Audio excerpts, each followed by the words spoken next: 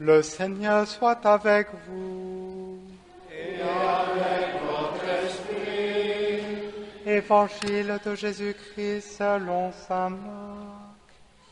Gloire à toi, Seigneur.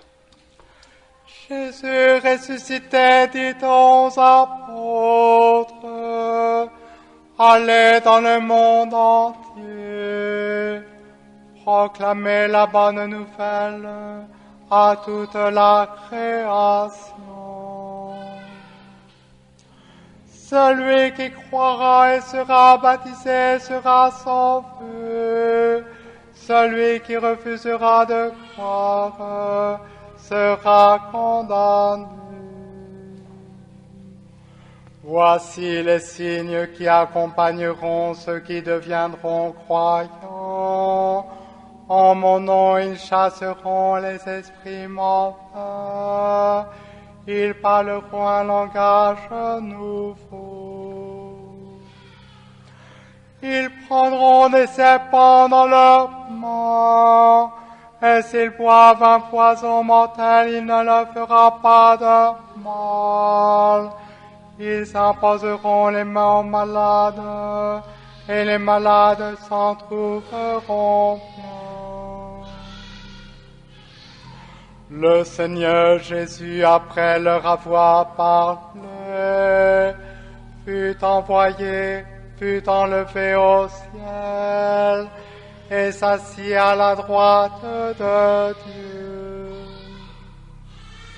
Quant à eux, ils s'en allèrent proclamer partout la bonne nouvelle.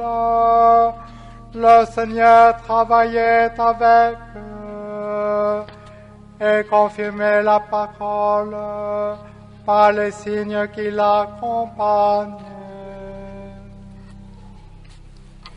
Proclamons la parole de Dieu.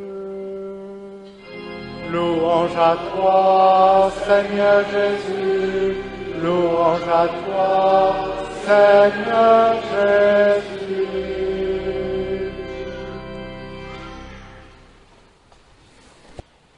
Chers frères et sœurs, l'Ascension du Seigneur est l'une des fêtes majeures de notre année liturgique. Le cycle commence avec l'incarnation, le Verbe se fait chair dans le sein de la Vierge Marie.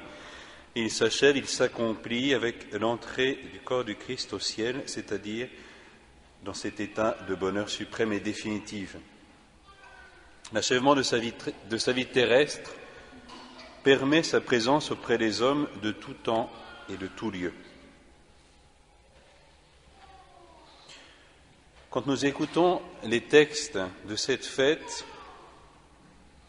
apparemment, il y a comme une contradiction. D'un côté, on nous dit Jésus s'en va, et d'un autre côté, il nous est dit dans l'antienne qui introduit l'Évangile, « Et moi, je suis avec vous tous les jours jusqu'à la fin du monde. » Alors, il y est, il n'y est pas.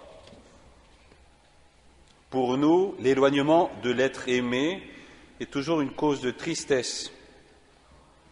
Et dans les Évangiles, dans l'Évangile selon saint Luc en particulier, il nous est dit qu'après l'Ascension, les apôtres sont tous joyeux.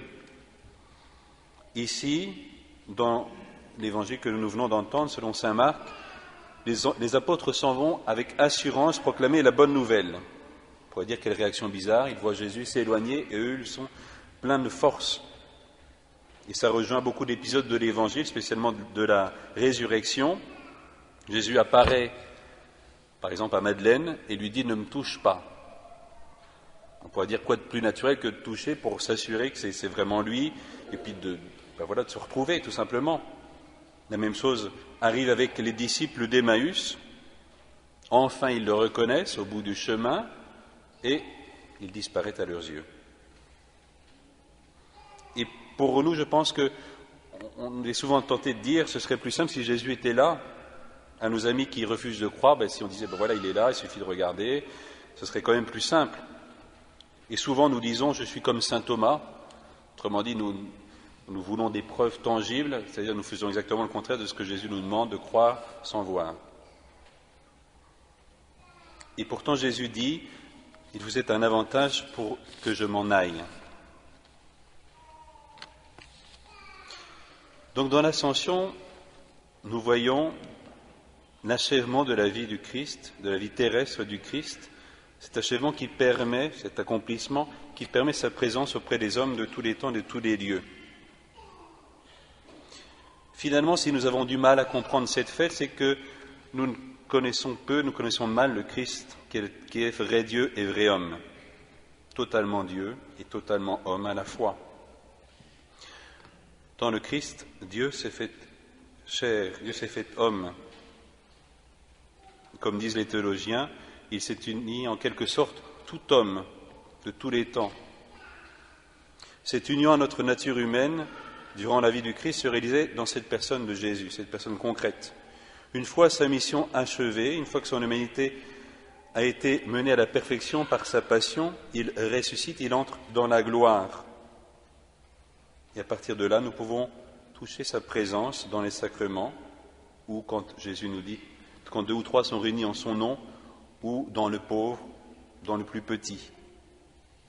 Tant que Jésus est sur cette terre, c'est-à-dire c'est lui évidemment le point d'attention, la personne qu'il faut servir. Des pauvres, vous en aurez toujours avec vous, moi vous ne m'aurez pas toujours, dit Jésus. Autrement dit, le fait que Jésus monte au ciel, sa présence, nous la retrouvons aujourd'hui, sous les voiles des sacrements, dans la personne du pauvre, du petit.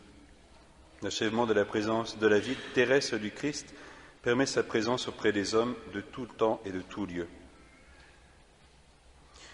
Saint Thomas d'Aquin, quand il médite sur le mystère de l'Ascension, nous dit qu'il y a plusieurs effets en nous. C'est qu'il nous permet de reconnaître dans le Christ qu'il est Dieu. Durant sa vie terrestre, sa divinité était comme voilée. Dans l'Ascension, sa divinité se manifeste. D'ailleurs, les apôtres sont stupéfaits, c'est ce que nous venons d'entendre dans les lectures. Des anges apparaissent, des anges qui manifestent justement sa divinité et qui nous disent « il reviendra de la même façon, il est vraiment Dieu ». Et puis en même temps, ces anges disent « ne restez pas là ». Saint Thomas donne d'autres effets en nous de ce mystère de l'Ascension, c'est le déploiement de la vie théologale, de la foi, de l'espérance, de la charité. De la foi parce que nous reconnaissons dans le Christ qu'il est Dieu. L'espérance parce que en lui, nous voyons le Christ qui est notre tête entrée dans la gloire. Nous aussi, nous sommes son corps, nous sommes appelés à le suivre. C'est là notre espérance. Notre vie ne s'achève pas sur cette terre. Nous sommes appelés au ciel par les mérites du Christ. On pourrait dire Jésus est le premier de cordée dans cette ascension vers le ciel. Lui est déjà arrivé et nous sommes reliés à lui par cette corde qui est sa grâce et nous tire pour arriver jusqu'au sommet. Ce qui est marquant dans les évangiles, dans ces textes, c'est que cette invitation de ne pas rester là, c'est le fait qu'ils sont joyeux et qu'ils vont répandre la bonne nouvelle. Autrement dit, ils sont comme appelés à reconnaître le Christ dans le pauvre, dans le petit, dans les sacrements. Ce Christ qu'ils ont rencontré, très concrètement, ils vont le retrouver, ils sont envoyés pour le retrouver sous les voiles des sacrements du pauvre, du petit. Nous-mêmes, c'est ce à quoi nous sommes appelés. Amen.